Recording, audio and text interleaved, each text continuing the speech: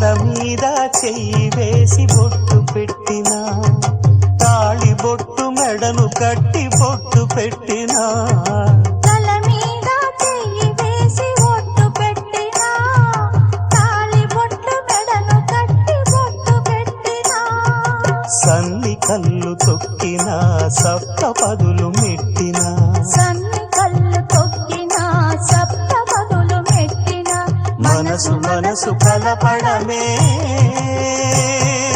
మంత్రం పరమార్థం.